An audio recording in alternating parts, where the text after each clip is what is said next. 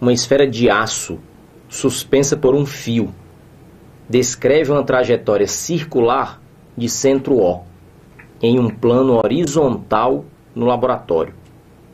As forças exercidas sobre a esfera, desprezando-se a resistência do ar, são...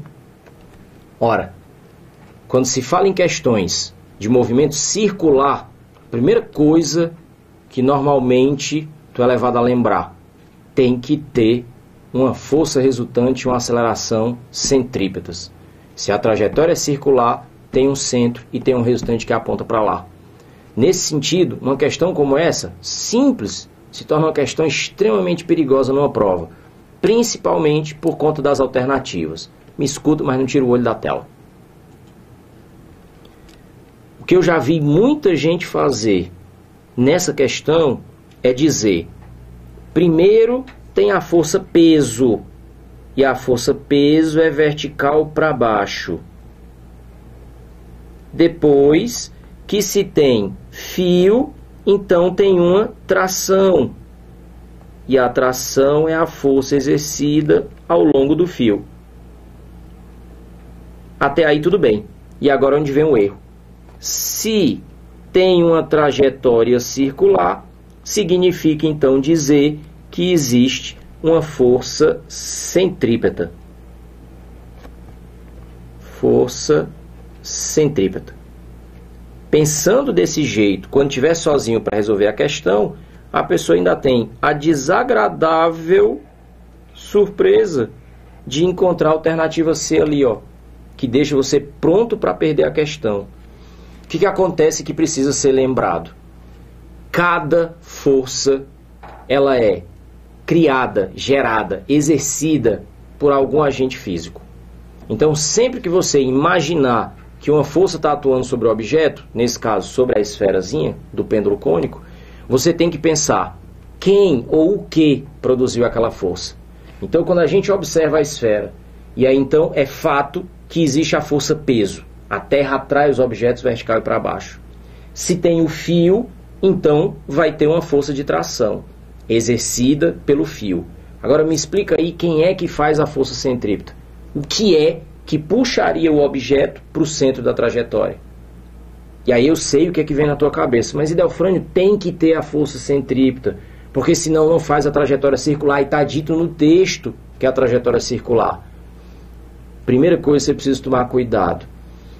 Para aprender a teoria de qualquer assunto, de qualquer disciplina, física não é diferente, você precisa primeiro entender a linguagem própria daquela disciplina. Então, para início de conversa, não é força centrípeta, é força resultante centrípeta. E eu nem gosto desse termo, força resultante. Na verdade, na minha interpretação, o correto é a resultante das forças, que é centrípeta. Vamos entender. De fato, nós temos, como nós vimos ali, mais de uma força atuando sobre a bolinha. A Terra puxa para baixo, força peso, o fio exerce a força de tração. Então, é possível imaginar uma única força que, se existisse e atuasse sozinha, numa direção, num sentido e com um valor determinados, produziria o mesmo efeito mecânico sobre o objeto. Nesse caso, no pêndulo cônico, seria fazer com que a esfera ficasse girando em círculos. Essa força imaginária, que substituiria o conjunto de forças que de fato existem, é o que nós chamaríamos de resultante das forças. E por que eu gosto do termo e acho que é o correto? Resultante das forças. Porque é o resultado de uma operação matemática. É adição vetorial. Olhe na tela. É possível justificar a substituição de todas essas forças que atuam, nesse caso do peso e da tração, pensando, por exemplo, em decomposição de vetores. Nós podemos imaginar que essa força de tração inclinada é como se fossem duas forças, uma atuando vertical para cima, o que nós chamaríamos certamente de TY, e outra atuando simultaneamente no eixo X, que nós chamaríamos de TX. Observe que, como o texto fala que a trajetória é circular num plano horizontal, então o TY não é maior e nem menor do que o peso. Seriam forças de mesma direção, sentidos opostos e valores iguais. Dessa maneira, então, pensando nas componentes, ao invés de duas forças, que é o que na realidade existe, seria como se houvessem três forças. O TY, que equilibra o peso, e o TX, que não é equilibrado por ninguém. Se o TX ficasse atuando sozinho, ele faria o papel de força resultante. E detalhe, olha para onde ele está apontando, para o centro.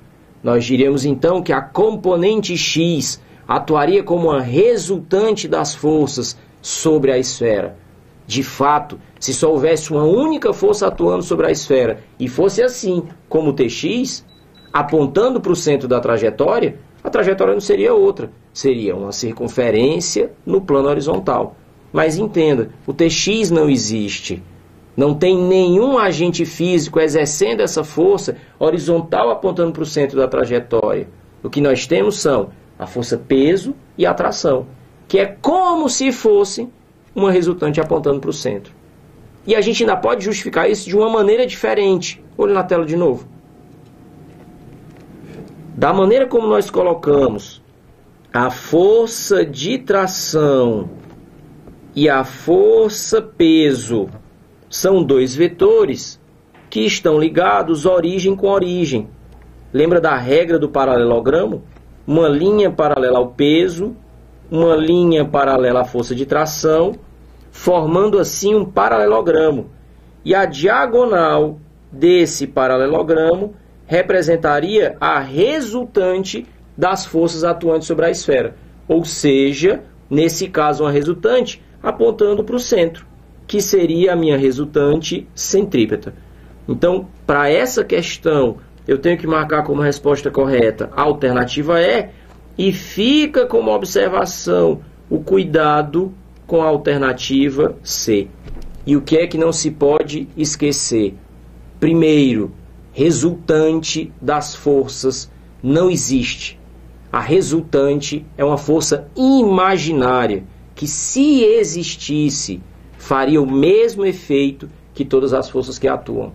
Segundo, toda vez que você imaginar a atuação de uma força sobre um objeto, pense quem ou o que exerce aquela força. Fique esperto.